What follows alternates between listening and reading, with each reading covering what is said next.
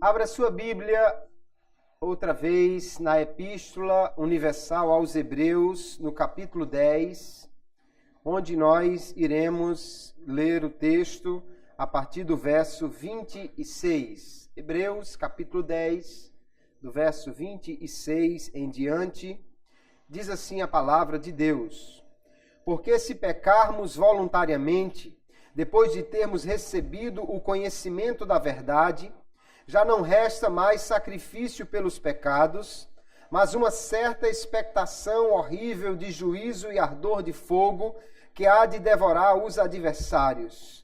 Quebrantando alguém a lei de Moisés, morre sem misericórdia só pela palavra de 2 ou 3 testemunhas.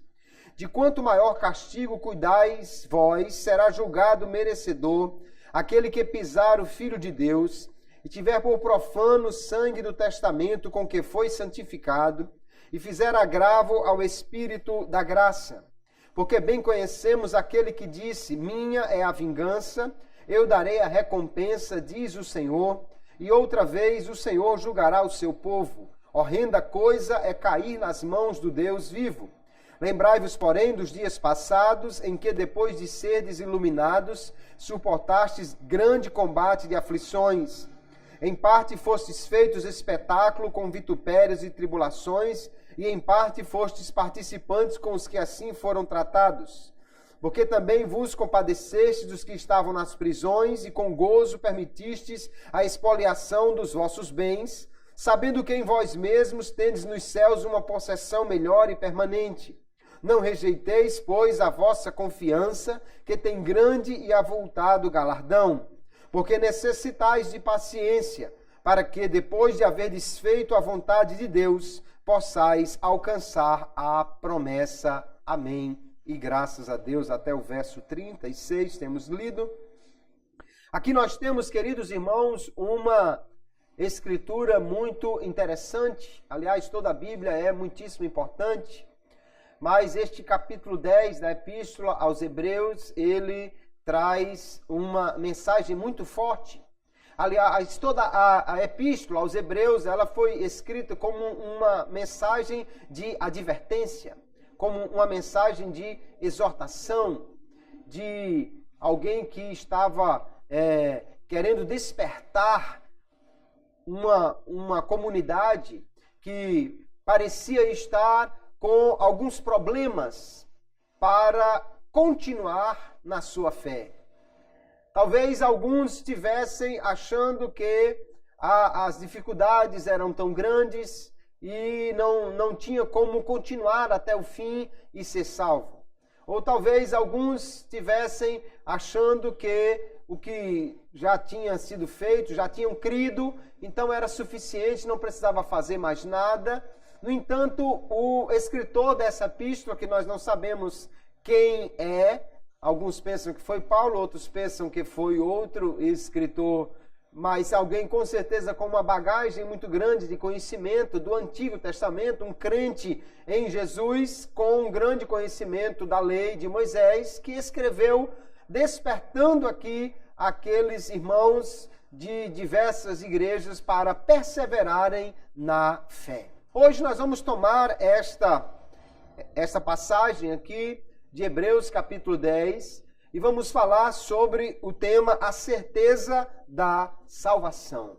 Vamos ver o que a palavra de Deus nos diz nesta passagem e em outras mais acerca do crente ter a certeza de que é salvo na pessoa bendita de nosso Senhor e Salvador Jesus Cristo. Quando nós falamos da certeza da salvação, a questão que realmente divide opiniões é: o crente verdadeiro pode perder a salvação?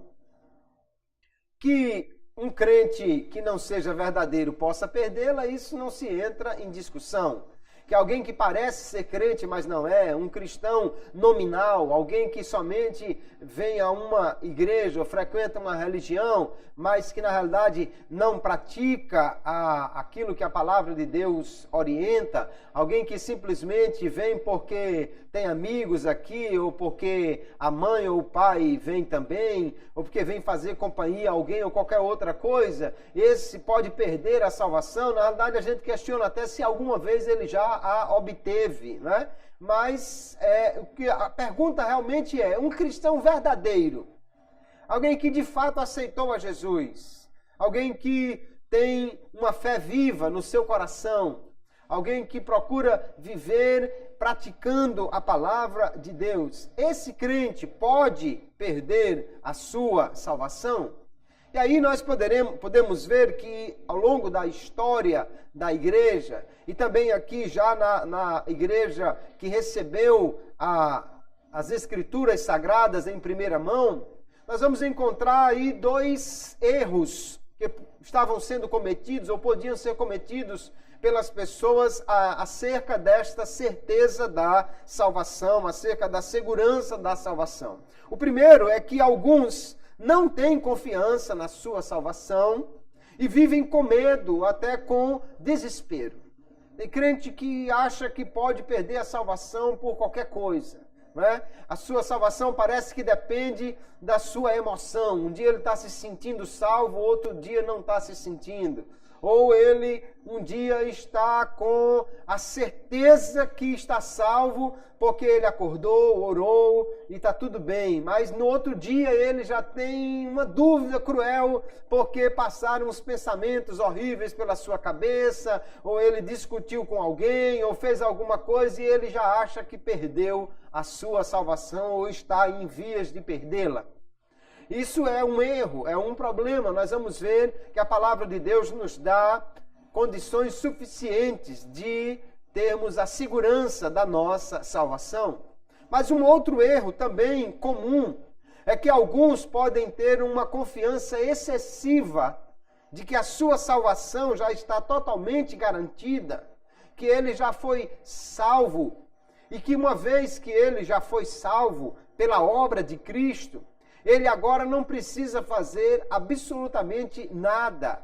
Aliás, até alguns acham que ele nem pode fazer nada, ou tudo que ele fizer não alterará em nada esta situação. Se ele pecar, continua salvo.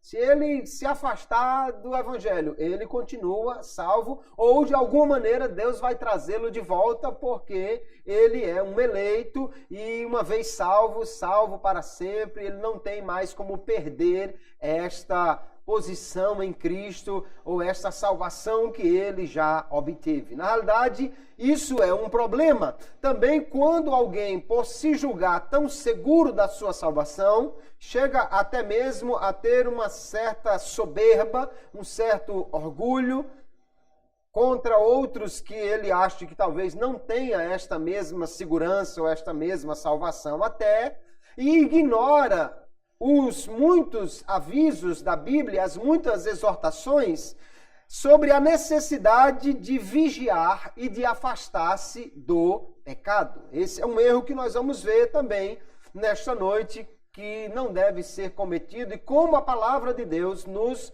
orienta e nos adverte a esse respeito. Vamos ver então sobre esta segurança da salvação, quais são as bases da nossa salvação, da segurança que podemos ter em Cristo, e ao mesmo tempo vamos ver as advertências que a palavra de Deus nos traz sobre a necessidade de vigiar, de permanecer firmes na fé e de fugir do pecado. Então vamos vendo aqui na palavra de Deus, em primeiro lugar, que nós podemos ter a certeza da nossa salvação, porque nós somos salvos pela fé em Jesus. A palavra de Deus nos mostra claramente, em muitas e muitas passagens, que Jesus mandou pregar o evangelho a todos, e ele prometeu que todos aqueles que crescem seriam salvos. Nós vamos encontrar passagens muito conhecidas, como Marcos capítulo 16, verso 15 e 16, e disse-lhes: ide por todo o mundo e pregai o evangelho a toda criatura. Quem crê e for batizado será salvo, mas quem não crê será condenado. Note que aqui há um convite universal. Há muitas e muitas outras passagens falando sobre isto, né? Atos capítulo 17, o apóstolo Paulo diz que também Deus prega a todos, a fim de que todos se arrependam. Mateus, nós temos de novo a ordem de Jesus para ir e ensinar a todas as nações. Enfim, o evangelho deve ser pregado a cada pessoa neste planeta, a todos os que puderem ouvir. E há uma garantia de Cristo dizendo que todo aquele que crê será salvo. João capítulo 3 e 16, chamado o texto áureo da Bíblia, né? Porque Deus amou o mundo de tal maneira que deu o seu Filho unigênito para que todo aquele que nele crê não pereça, mas tenha a vida eterna. Então, todo o que crê em Jesus tem a garantia da salvação em Cristo. Nós vamos encontrar Romanos 10 e 9. Se com a tua boca confessares, né? Se no teu coração creres, serás salvo. Ainda Romanos capítulo 1 e o verso 16 e 17. O apóstolo Paulo vai afirmar com muita convicção, dizendo: não me envergonho do evangelho, porque é o poder de Deus para a salvação de todo aquele que crê. Primeiro do judeu, depois do grego.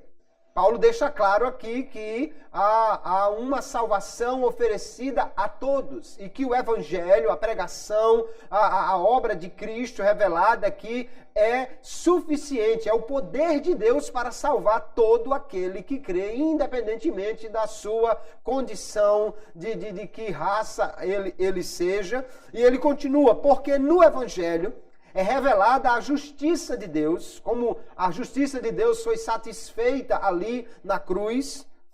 Uma justiça que do princípio ao fim é pela fé. Como está escrito, o justo viverá pela fé. Há uma salvação oferecida a todos. E Paulo deixa claro aqui que esta salvação se obtém pela fé em Jesus. E ele diz até assim, do princípio ao fim, é de fé em fé.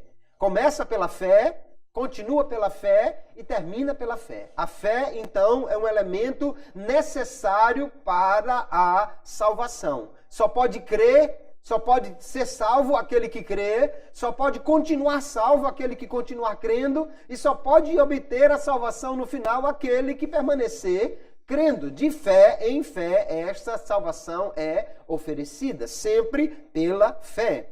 Cristo morreu então por todos os homens.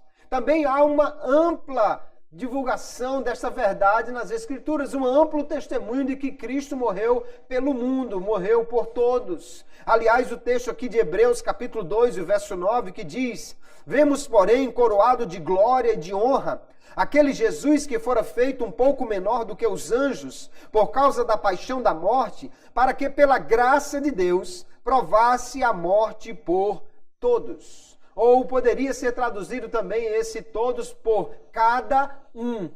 Provasse a morte por todos ou por cada um. Pela graça de Deus, Jesus veio, foi feito menor do que os anjos, ou seja, se tornou homem para morrer. E por esta morte, ele pode oferecer a salvação a todos, porque ele morreu por todos os homens. 1 Timóteo 2 e 4 deixa claro também esta verdade, que Cristo morreu por todos, que Deus quer salvar a todos. 2 de Pedro 3 e 9, da mesma maneira, diz que Deus não quer que nenhum se perca, mas que todos venham ao arrependimento. Tito 2 e verso 11 diz: porque a graça de Deus se há manifestado, trazendo salvação a todos os homens. Então a salvação é oferecida a todos, mas só será efetivada na vida daquele que crê, porque a salvação é pela fé em Jesus. Aquele que crê tem a garantia de que é salvo, porque Jesus disse: quem crê será salvo. E ainda para testificar que ele de fato é salvo, ele passa a ser morada do Espírito Santo, que vai nele dar esse testemunho interno, ele vai testificar com o nosso espírito que somos filhos de Deus. Então, além da certeza da salvação pela fé, nós temos o testemunho do Espírito e ainda temos esse Espírito dentro de nós, lutando contra a carne e o pecado, nos dando também as armas suficientes e a garantia para vencermos os nossos inimigos e perseverarmos firmes na fé. Veja que Romanos capítulo 8 e verso 15, o apóstolo vai dizer que exatamente essa presença do Espírito Santo em nós nos faz ter uma segurança para não viver em temor, em medo. Medo de não ser salvo, ou medo de ser tomado pelo inimigo, de perder essa salvação, de ser alcançado pelo adversário, de forma que nós precisássemos viver com medo a qualquer hora. E ele diz, olha, porque não recebestes o espírito de escravidão para outra vez estardes em temor, em medo, mas recebestes o espírito de adoção de filhos, pelo qual clamamos a Abba Pai. O mesmo Espírito testifica com o nosso espírito que somos filhos de Deus. Então fica claro aqui que a presença do Espírito em nós é um testemunho interno de que somos salvos. E esse testemunho nos dá a segurança de que nós realmente estamos salvos em Cristo. Quando o coração teme ou tem dúvida, deveria simplesmente ouvir o testemunho do Espírito, que fala no nosso espírito, você é filho, você é filho, você é filho de Deus.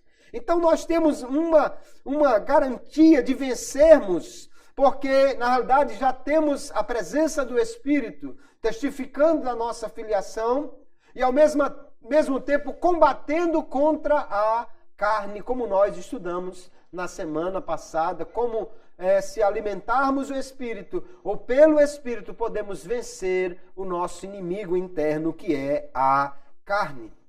Nós vamos encontrar então essa base para a nossa certeza da salvação. Jesus prometeu que seria salvo aquele que crê. O Espírito Santo nos dá esse testemunho. Ele nos dá a força para lutar contra a carne e nos leva a querer fazer a vontade de Deus. Aí nós vemos então que a segurança da nossa salvação, ela repousa sobre a confiança, em primeiro lugar, na obra de Cristo, que o que ele fez é suficiente para nos dar a salvação. É exatamente essa a fé salvífica, a fé que opera para a salvação, quando nós confiamos que Jesus morreu na cruz e isso é suficiente para perdoar os nossos pecados e nos dar a salvação. E também confiamos na obra do Espírito Santo em nosso favor, que nos dá a força suficiente, as armas suficientes para vencermos a carne, vencermos o pecado e sermos crentes que perseveram na fé até o fim. Se nós temos então essa certeza, essa confiança na obra de Cristo e do Espírito Santo, podemos ter segurança quanto à nossa salvação. Nós podemos ver, queridos, que esta salvação pela fé em Jesus, ela, como disse Paulo, começa pela fé e continua pela fé. Pela fé também nós somos preservados, porque Deus toma a iniciativa de nos dar a salvação e ao mesmo tempo Ele nos dá todos os meios necessários para que nós continuemos firmes até que esta salvação se realize definitivamente. Deus é quem toma a iniciativa de buscar o homem para salvar e é Ele quem nos dá as armas para nós continuarmos firmes. E temos a convicção pela palavra de Deus, que o poder de Deus é suficiente para nos guardar de cair.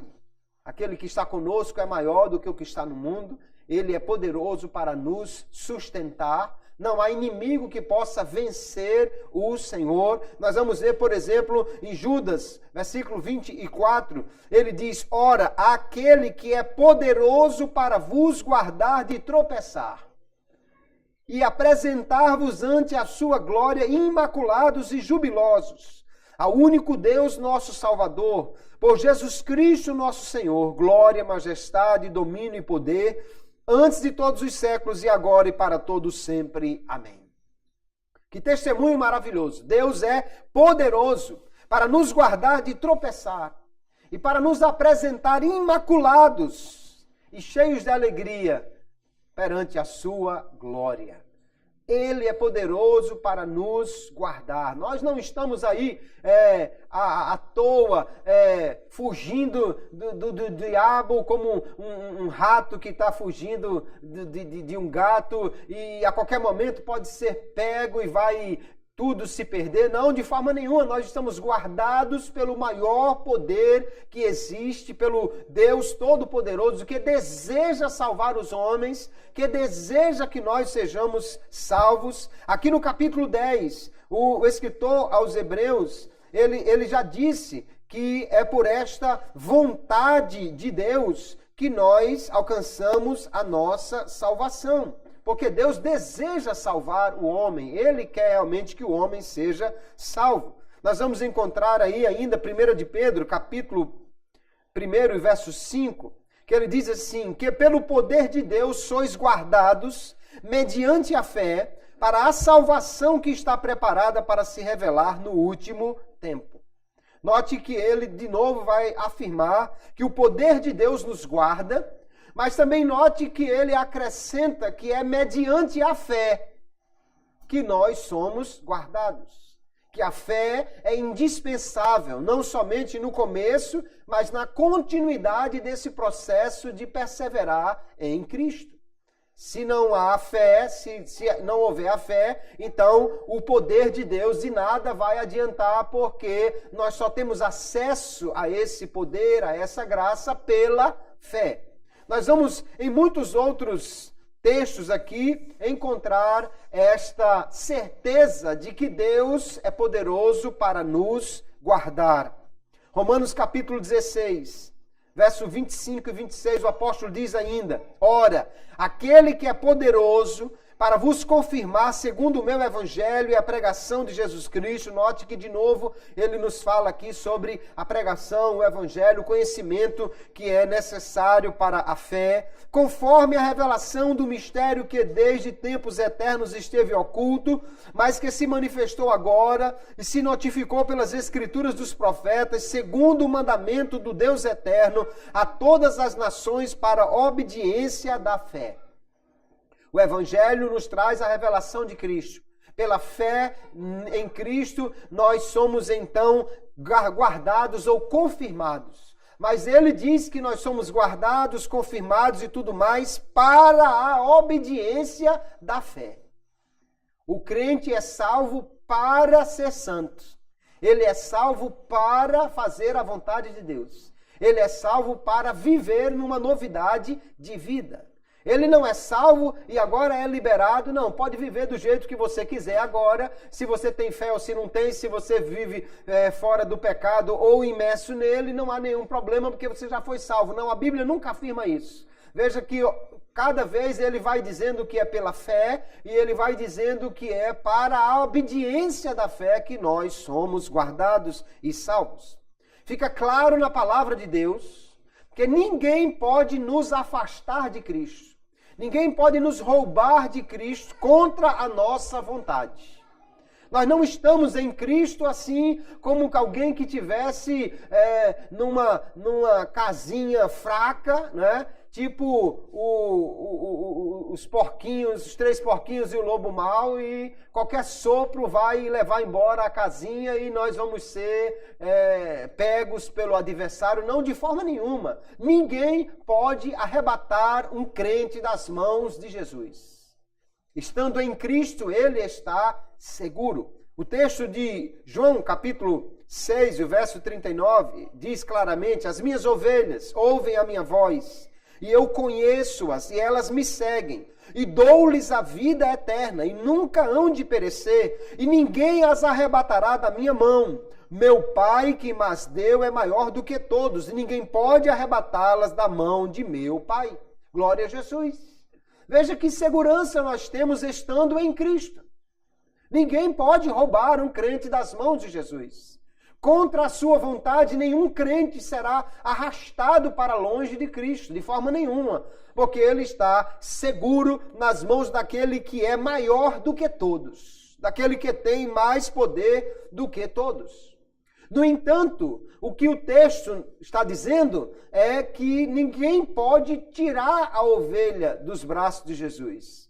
Mas em muitos outros textos, nós vamos encontrar que esta ovelha, ela mesma, pode se afastar de Cristo. Nós estamos seguros em Cristo desde que nós continuemos a segui-lo. Lá em João capítulo 17, verso 12, Jesus vai, na sua oração sacerdotal, dizer: olha, nenhum se perdeu, eu guardei todos os que me deste, menos o filho da perdição. Mas alguém diz, não, Judas é porque ele estava destinado a cair. De forma nenhuma. A Bíblia diz claramente que Deus não deseja que o homem peque, que o homem se perca. Deus não tem prazer na morte do ímpio. Ele diz isso várias vezes pelo profeta Ezequiel. O que aconteceu com Judas? Lá em Atos capítulo 1, verso 25, o testemunho dos apóstolos é este. Eles vão eleger alguém para colocar no lugar de Judas, e ele diz, para que tome parte nesse ministério e apostolado, de que Judas se desviou, indo para o seu próprio lugar.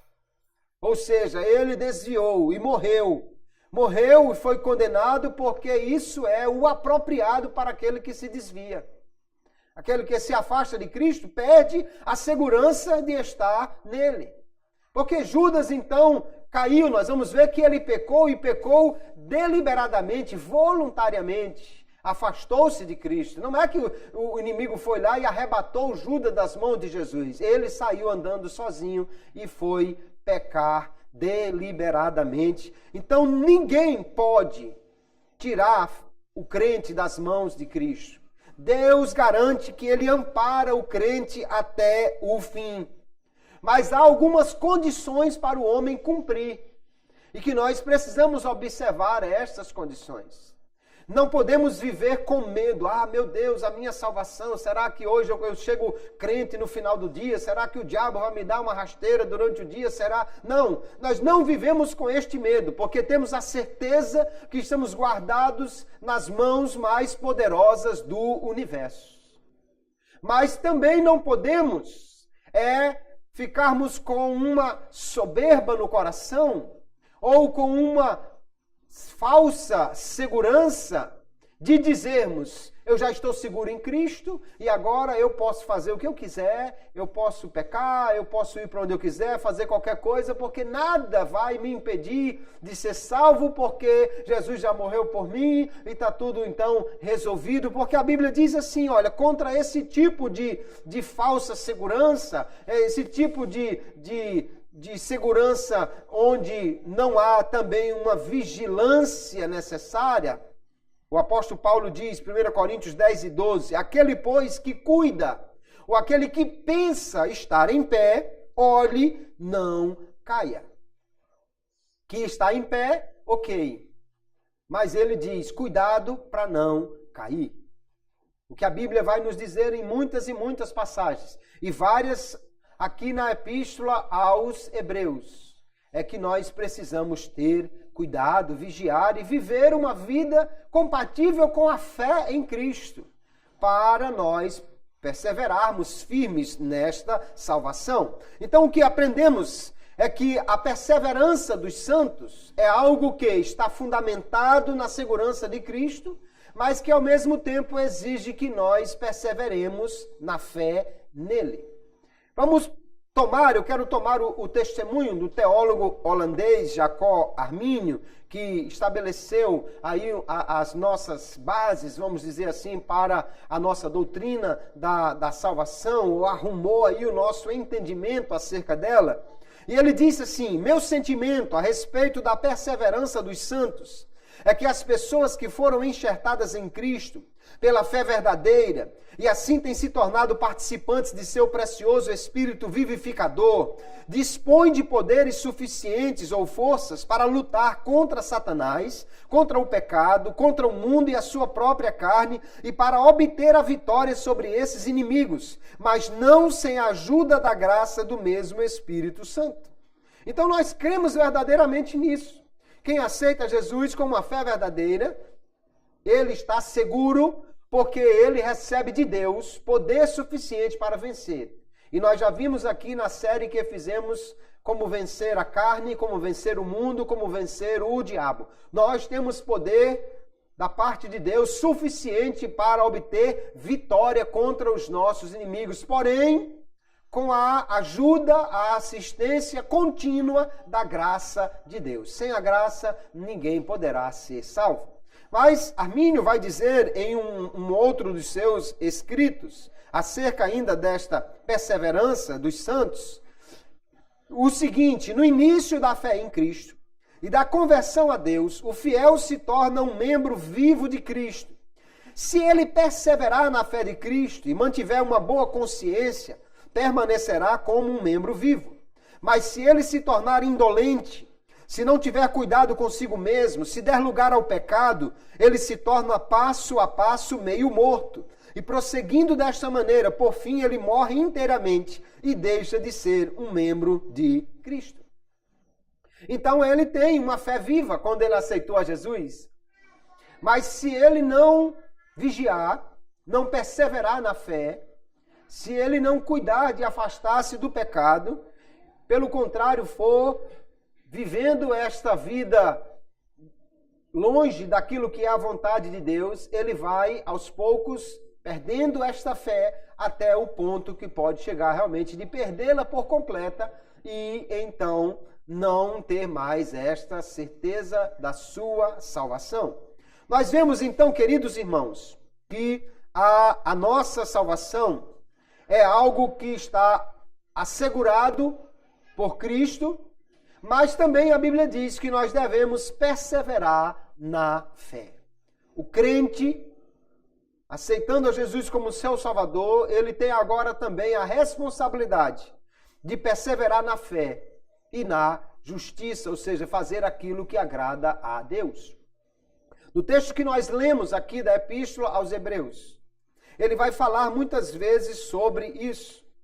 No verso 36, ele diz: porque necessitais de paciência ou de perseverança, para que depois de haver desfeito a vontade de Deus, possais alcançar a promessa. Que promessa? A promessa da vida eterna, a promessa da salvação. Ele nos mostra claramente que você aceitou a Jesus, você então começa a fazer aquilo que é a vontade de Deus. Mas você necessita, diz o escritor aqui, de perseverança. Porque somente perseverando na fé é que nós poderemos obter finalmente a salvação. Nós vamos encontrar em outros textos, como João capítulo 8, verso 31, quando Jesus disse assim, Jesus dizia, pois, aos judeus que criam nele. Veja que ele não está falando aqui com incrédulos, ele está falando com judeus que criam nele, com alguém que já era um crente. Mas ele diz, se vós permanecerdes na minha palavra, verdadeiramente sereis meus discípulos. Veja que o próprio Senhor é quem coloca aí uma condição. Para ser de fato um discípulo de Jesus, é necessário permanecer na sua palavra, ou seja, guardar os seus mandamentos, fazer aquilo que ele nos manda fazer nesta palavra. Nós vamos encontrar em outros textos, como a 1 de João, capítulo 2, o verso 24. João vai dizer, portanto, o que desde o princípio ouvistes, permaneça em vós. Se em vós, de novo veja a condicional, se em vós permanecer o que desde o princípio ouvistes, também permanecereis no Filho e no Pai, e esta é a promessa que ele nos fez, a vida eterna. A vida eterna, então, está garantida, segundo diz aqui o apóstolo João, para aquele que permanecer no Filho e no Pai. Permanecer em Cristo, permanecer em Deus. E como isso? Guardando a fé, aquilo que desde o princípio ouvistes. Então, o crente precisa permanecer na fé. No capítulo 10 aqui de Hebreus, verso 38, ele vai citar o Antigo Testamento, e ele vai dizer, mas o justo viverá da fé. E se ele recuar, a minha alma não tem prazer nele. Note que ele está falando de um justo. Um justo é alguém que já foi justificado porque creu em Jesus. Mas esse justo, diz aqui o texto, que ele pode recuar, que ele pode voltar atrás. Era o que estavam pensando em fazer muitos dos leitores da Epístola aos Hebreus. Abandonar a fé em Cristo e voltar para o judaísmo. Mas o Senhor diz, se o justo recuar, a minha alma não tem prazer nele. Deus não se agrada, obviamente, daqueles que recuam. E esses que recuam, ele vai continuar dizendo no verso 39, são aqueles que se retiram para a perdição. Não se trata só de recuar no sentido, não, ele ficou em casa, ele ficou mais quieto, ele crê, mas uma fé aí menor. Não, ele fala aqui de recuar ou de se retirar para a perdição. Alguém que abandonou a sua posição em Cristo. E, obviamente, Deus não se agrada disto. O crente, então, deve persistir até o fim em seguir a Cristo. Somente assim nós poderemos continuar firmes na nossa salvação. 2 Timóteo 2, verso 10, o apóstolo Paulo diz, portanto, tudo sofro por amor dos escolhidos. Ele não está falando de uma pessoa qualquer, ele está falando dos eleitos, dos escolhidos de Deus. E ele diz que sofre por eles para que também eles alcancem a salvação que está em Cristo Jesus com glória eterna. Ora, se isso já tivesse tão assegurado que não tivesse absolutamente nada que pudesse atrapalhar, por que Paulo sofreria? E ele continua, palavra fiel é esta, que se morrermos com ele, também com ele viveremos. Se sofrermos, também com ele reinaremos. Se o negarmos, veja que há uma possibilidade real que ele apresenta aqui, se o negarmos, também ele nos negará. Ele fala de duas questões muito importantes. Primeiro, a possibilidade de um escolhido negar a Cristo. De um crente negar a Cristo. E a outra questão importante que ele afirma é, se esse negar a Cristo, Cristo o negará. Você não pode pensar que alguém nega a Cristo, não, mas ele já está salvo. Ainda que ele negue a Cristo, perca a fé, faça qualquer coisa, ele não vai perder a sua salvação, porque Paulo diz que ele está se esforçando para que se confirme a fé dos escolhidos, mas que se alguém negar a Cristo, Cristo o negará. É óbvio que Cristo negando alguém, a salvação não está garantida. Então, há uma clareza muito grande aqui.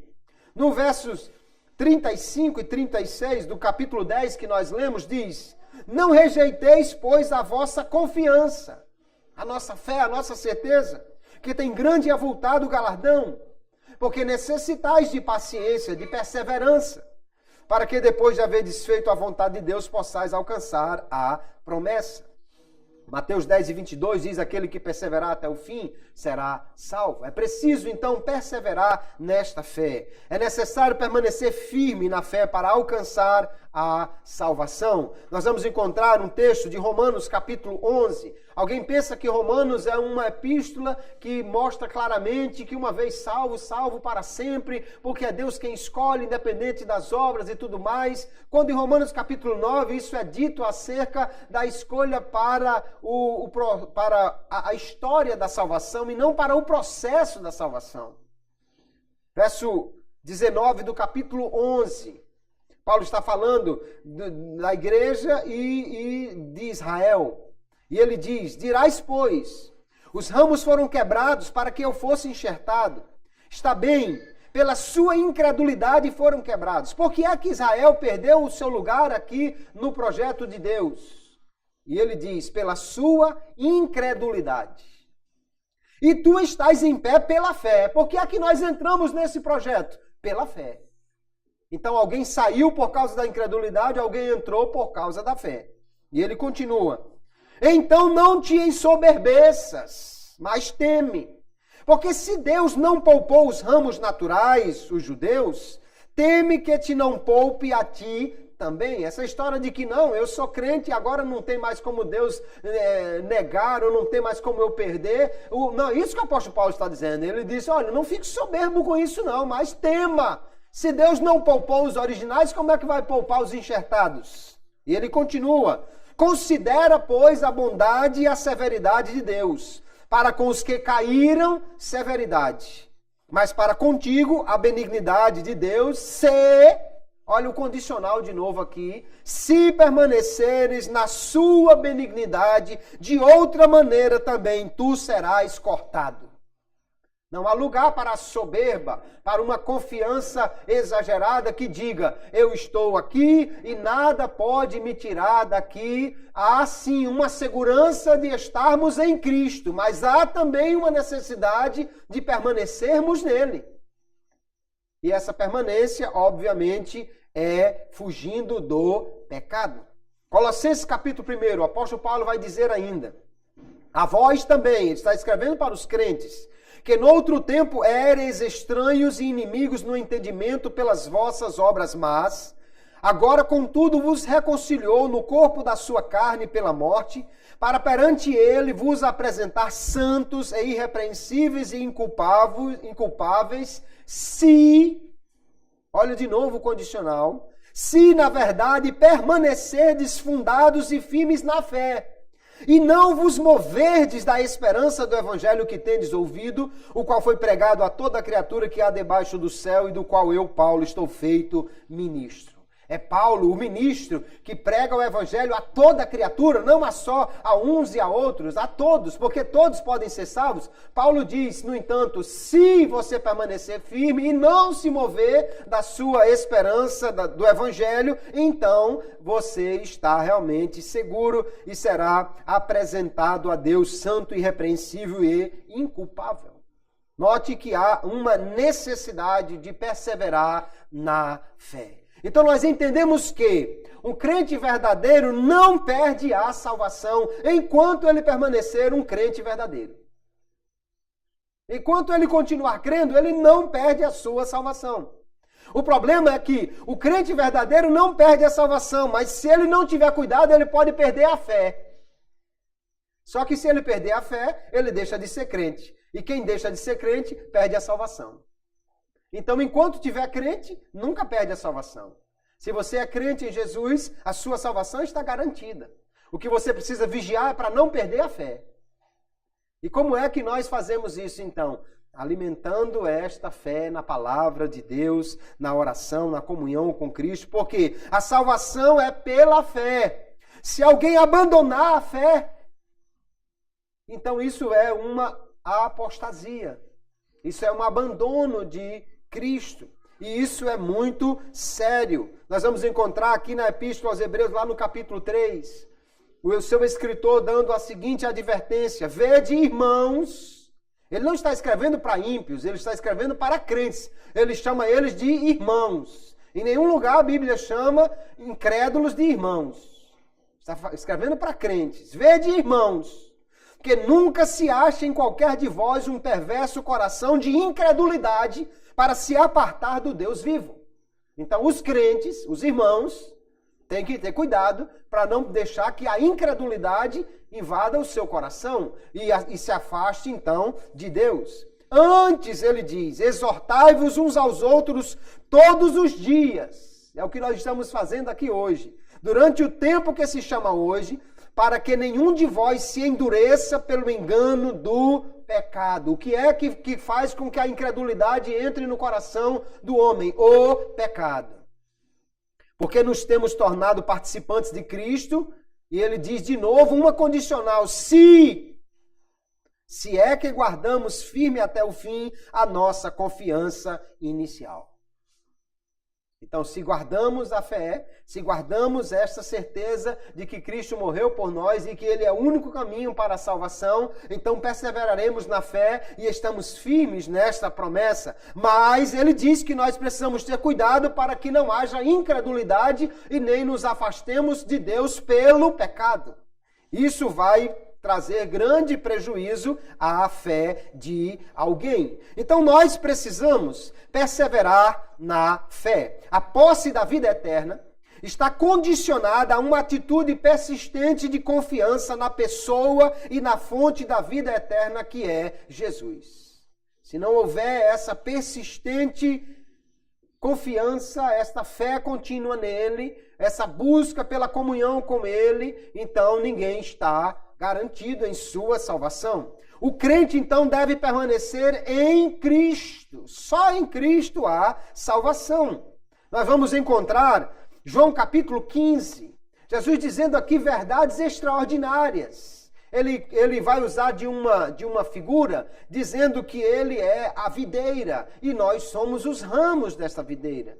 E no verso 4 ele diz, permanecei em mim e eu permanecerei em vós. Há uma condicional aqui. Para que Cristo permaneça, nós precisamos permanecer nele. Como a vara de si mesma não pode dar fruto, se não permanecer na videira, assim também vós, se não permanecerdes em mim.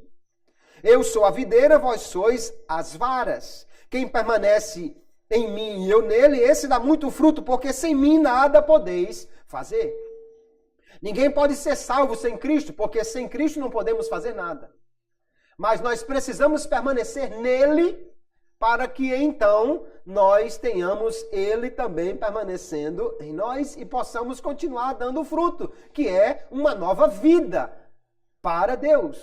Mas se alguém se afastar de Cristo, ele diz, se alguém não estiver em mim, será lançado fora como a vara e secará, e os colhem e lançam no fogo e ardem. Ora, se ele está falando de uma vara, e ele estava falando de varas que estavam enxertadas nele, ele não está falando de alguém que nunca esteve nele. Ele está falando de uma vara que estava nele, mas que agora não está mais.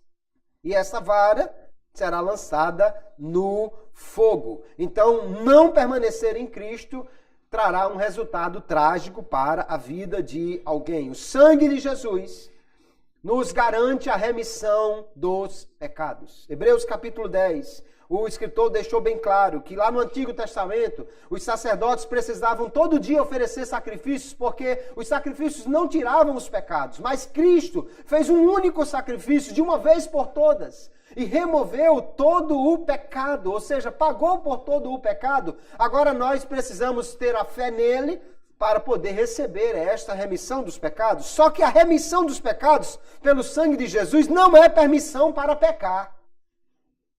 Porque Deus trata seriamente o pecado, inclusive dos salvos. Não existe nenhum pecador que Deus passe a mão na cabeça dele. Isaías capítulo 59 diz assim, eis que a mão do Senhor não está encolhida para que não possa salvar. Ele está falando de salvação. Nem o seu ouvido agravado para não poder ouvir. Mas as vossas iniquidades fazem divisão entre vós e o vosso Deus, e os vossos pecados encobrem o seu rosto de vós para que vos não ouça. Então, se há pecado, há uma divisão. O pecado separa o homem de Deus. Nós vamos ver que há algumas considerações a fazer sobre isso. Mas a regra geral da Bíblia é essa. O pecado leva o homem para longe de Deus.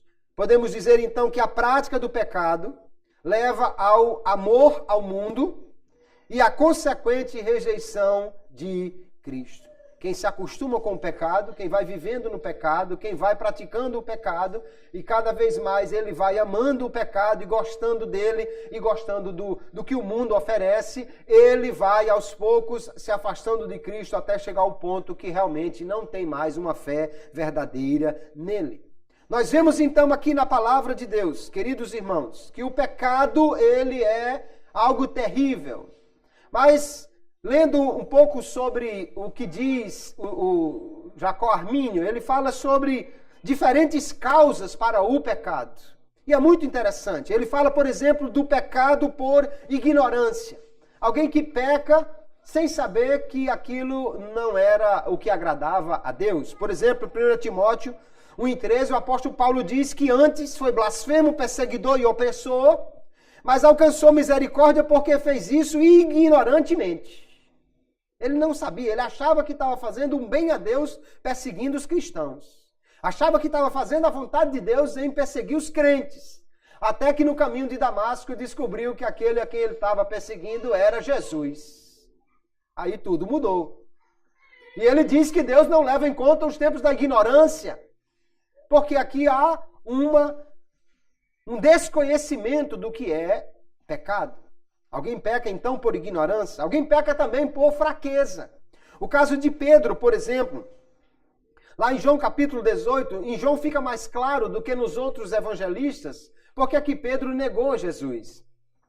Diz o texto, verso 18, ora, estavam ali os servos e os criados que tinham feito brasas e se aquentavam porque fazia frio. E com eles estava Pedro aquentando-se também.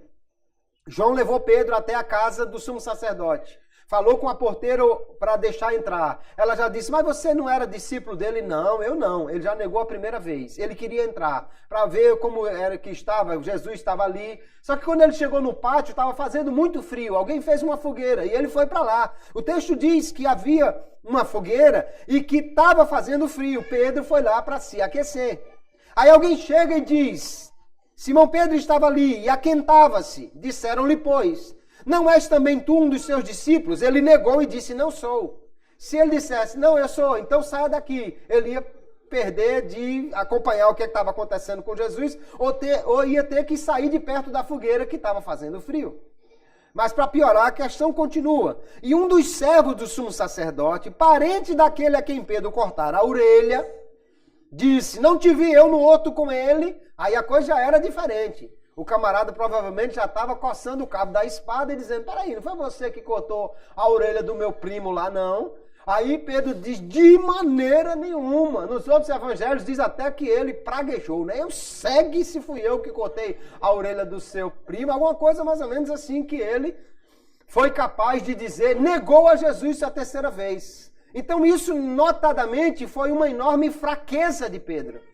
Ele queria estar ali, ele não queria perder o calorzinho da fogueira, ele não queria ficar no frio, ele não queria perder a orelha, então ele negou Jesus.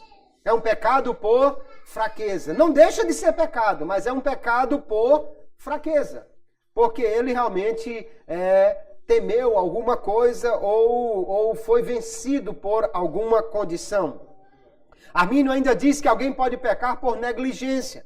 Gálatas capítulo 6, o verso 1, ele diz, irmãos, Paulo diz, se um homem chegar a ser surpreendido em algum delito, parece que ele, quando viu, opa, já pequei, foi surpreendido em algum delito, vós que sois espirituais, corrigi o tal com espírito de mansidão e olha por ti mesmo, para que também tu não sejas tentado.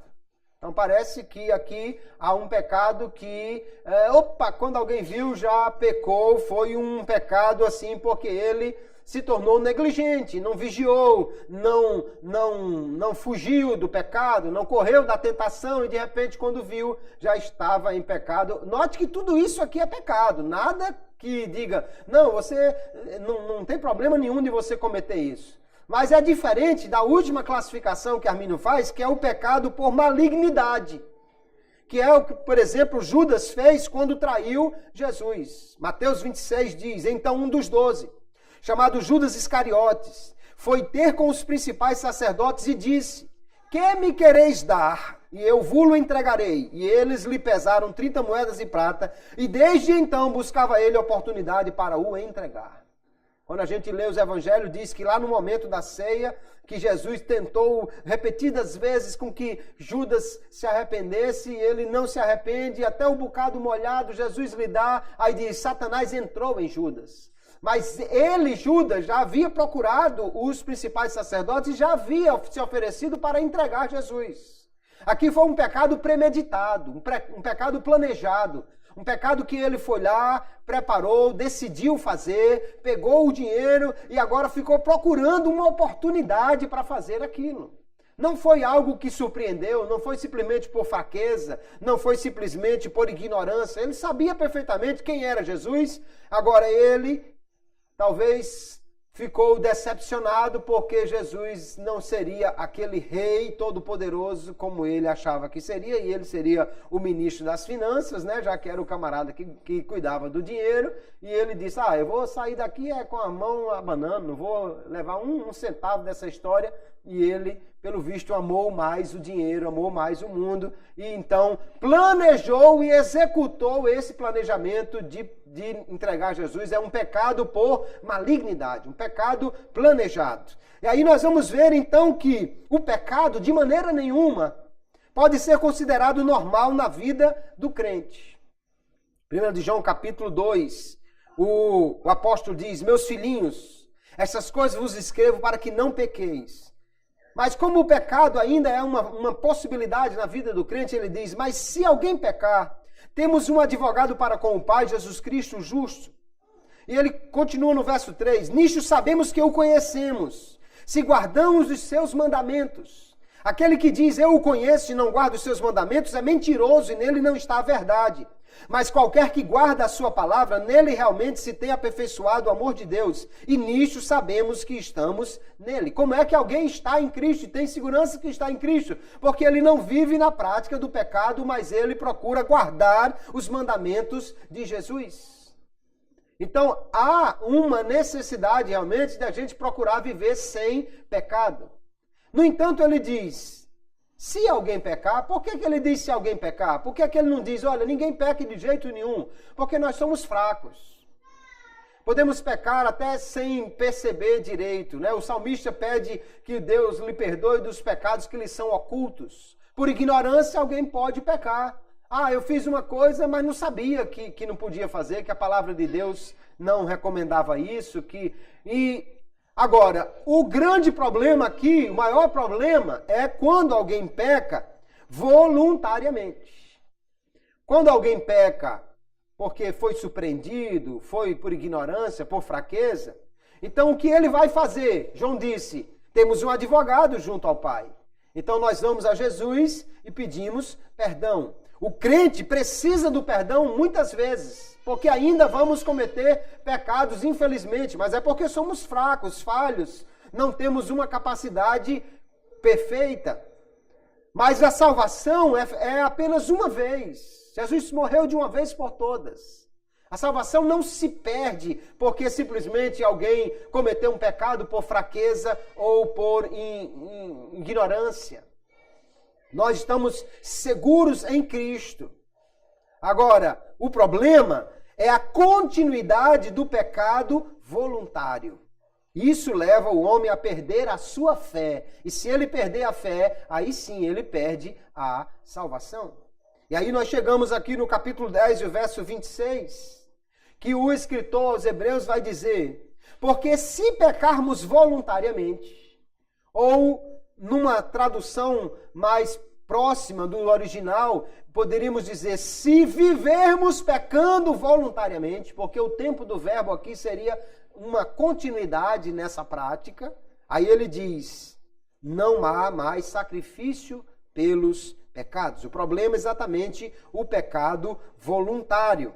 Nós vemos então, queridos, que o homem é justificado pela fé em Cristo. Ele se torna justo pela fé em Cristo. Mas se ele vive na prática do pecado, essa fé está em grande risco. Veja que o escritor aos Hebreus aqui, ele diz, se nós pecarmos, alguém diz assim, não, ele estava falando aí, mas era de pessoas que eram crentes nominais, era de gente que não era crente de verdade não, mas em primeiro lugar, ele se inclui no grupo, ele diz, se nós pecarmos voluntariamente. Então, se eu acreditar que essas pessoas aqui não eram crentes de verdade, então o escritor aos Hebreus também não era. E é impossível. Nenhum dos escritores bíblicos não deixou de ter uma fé verdadeira, a nenhum incrédulo foi dada a revelação da palavra de Deus. Ele diz, se nós pecarmos, ele está incluso nesse grupo. Se pecarmos voluntariamente, aí a coisa já complicou. Ele diz, inclusive, que não há mais sacrifício pelos pecados, ou seja, porque só há o sacrifício de Cristo. Se alguém rejeita esse sacrifício, não tem outro que possa salvá-lo. Aí ele diz que há somente uma expectação de juízo que há de devorar os adversários. No mundo espiritual não há meio termo. Ou você é amigo de Cristo, ou você é adversário dele. Jesus disse, quem não é contra mim, quem não é por mim é contra mim. Então o pecado faz com que o homem volte a ser inimigo de Deus.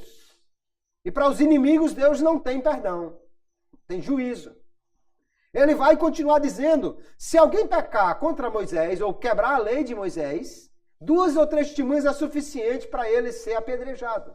Quanto mais, ele vai dizer, se alguém pisar o Filho de Deus, isso fala de um desdém, de alguém que não dá mais valor nenhum a Cristo, ou tiver por profano o sangue com que ele foi santificado, alguém achar que o sangue de Jesus não é nada e nem perdoa pecado, nem limpa pecado, nem coisa nenhuma, ou fizer agravo ao Espírito da graça, o Espírito que traz a graça ao coração e nos convence do pecado para que nós possamos aceitar a Jesus, se alguém se opuser à ação desse Espírito, não há mais salvação para ele.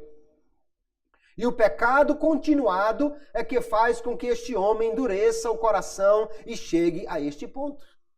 Aceitou a Jesus, ele é justificado pela fé. Agora ele é declarado justo. Romanos capítulo 5, o apóstolo Paulo diz, sendo, pois, justificados pela fé, temos paz com Deus por nosso Senhor Jesus Cristo, pelo qual também temos entrada pela fé a esta graça, na qual estamos firmes e nos gloriamos na esperança da glória de Deus. Nós somos justificados pela fé. Isso nos torna realmente firmes nessa posição. Não há condenação mais para os que estão em Cristo Jesus. Mas pela mesma fé, também nós devemos ser levados à santificação. Não somente a justificação, mas a santificação, ou seja, procurar viver uma vida longe do pecado, agradando a Deus. 1 Coríntios capítulo 6 e verso 11. E tais fostes alguns de vós, mas fostes lavados, mas fostes santificados, mas fostes justificados em nome do Senhor Jesus Cristo e no Espírito do nosso Deus. Mesma ação, mesma fé em Cristo e a mesma ação do Espírito que nos leva à justificação também nos leva à santificação.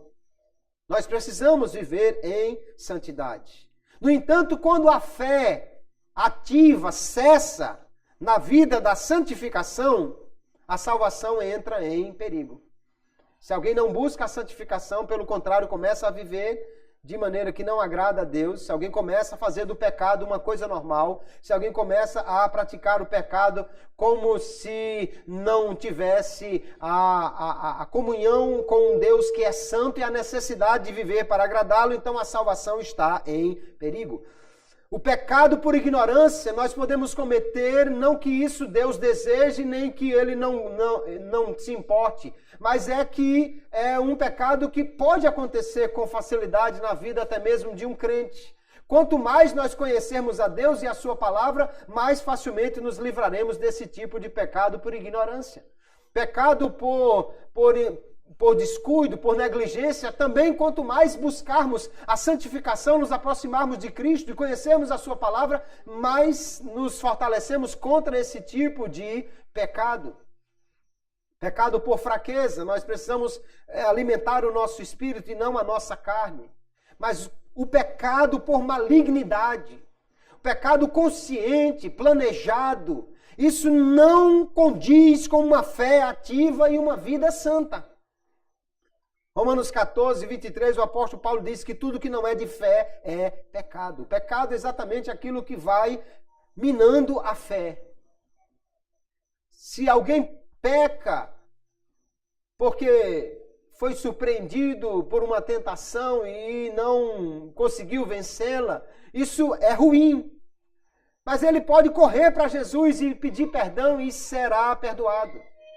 Mas se alguém planeja pecar, se alguém executa um planejamento de pecado, se alguém, às vezes alguém pode estar até na igreja, eu tô aqui no culto, não, mas quando terminar o culto eu vou para casa, eu vou acessar aquele site pornô lá na internet, não, eu estou esperando terminar o culto, mas eu vou pegar a namorada e nós vamos ali e tal.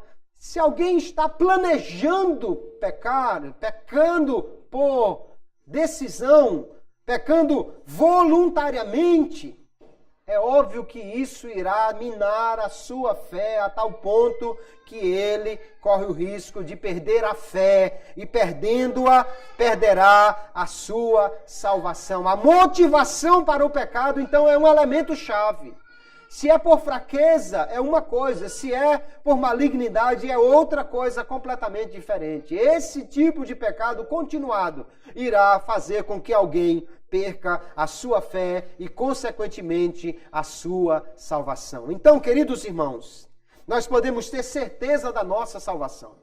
Se você é crente em Jesus, se você permanece na fé nele, se você continua como membro ativo de Cristo, a sua salvação está garantida, porque a nossa salvação vem pela fé na obra de Deus por nós.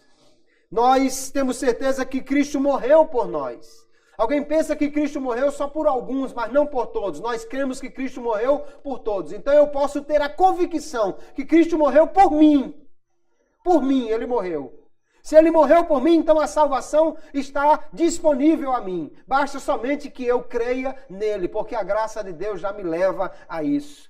O Espírito Santo nos capacita não somente a sermos santos e termos essa convicção que somos filhos, mas nos assegura também as armas para nós vencermos. O poder de Deus nos guarda de cair. Temos convicção da nossa salvação por isso. Porém, se o crente se afastar de Cristo, se ele negar a fé, se viver voluntariamente no pecado continuado, ele deixa de ser crente. Crente não é aquele que creu, é aquele que continua crendo. Crente não é apenas aquele que um dia disse sim, é aquele que continua dizendo sim a Jesus e não para o pecado.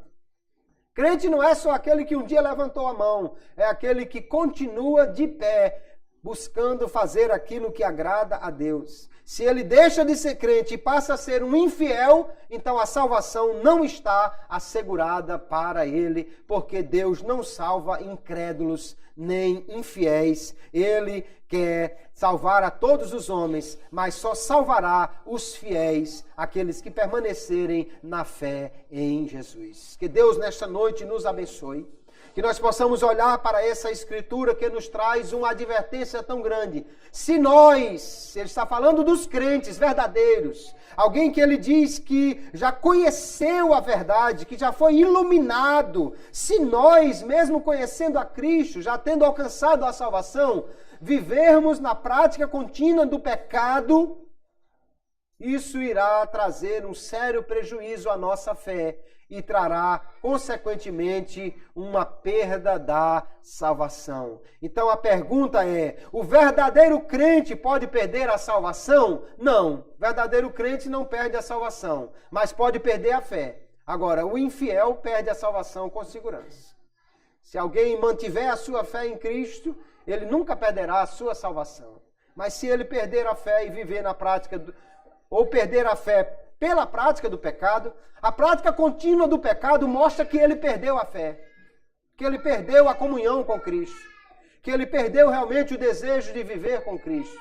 Sendo assim, ele perderá a salvação, porque Deus quer salvar a todos, mas o justo, aquele que foi justificado, precisa viver pela fé. Se ele recuar, Deus não tem prazer nele. Mas o escritor aqui aos Hebreus tem tanta segurança que essas advertências fará os crentes acordarem e procurarem viver longe do pecado, que ele diz, nós, porém, não somos daqueles que se retiram para a perdição. Alguém vai se retirar, se afastar de Cristo para a perdição, mas ele diz, nós somos daqueles que creem para a conservação da alma. A fé em Cristo conserva a nossa alma para a vida eterna. Vamos manter firmes esta fé, continuar perseverantes nela. Se alguma vez a fé você estiver achando que ela está pequenininha, é só alimentar essa fé pela palavra de Deus. A fé vem pelo ouvir pela palavra de Deus. Jesus também nos ensinou a orar dizendo, Senhor, acrescenta-nos a fé. Então nós, pela palavra, pela oração, pela continuação da vida cristã, ele nos assevera aqui também, não deixando a nossa congregação. Estar na igreja é importante para aprender da palavra, para ajudar uns aos outros na caminhada da fé. Se nós permanecermos em Cristo, jamais perderemos a nossa salvação, que está assegurada pela fé e pelo poder de Deus e pela ação do Espírito Santo, que Deus então em Cristo cada dia nos dê maior certeza e convicção da nossa fé e da nossa salvação. Amém, queridos? Que Deus abençoe a todos em nome de Jesus.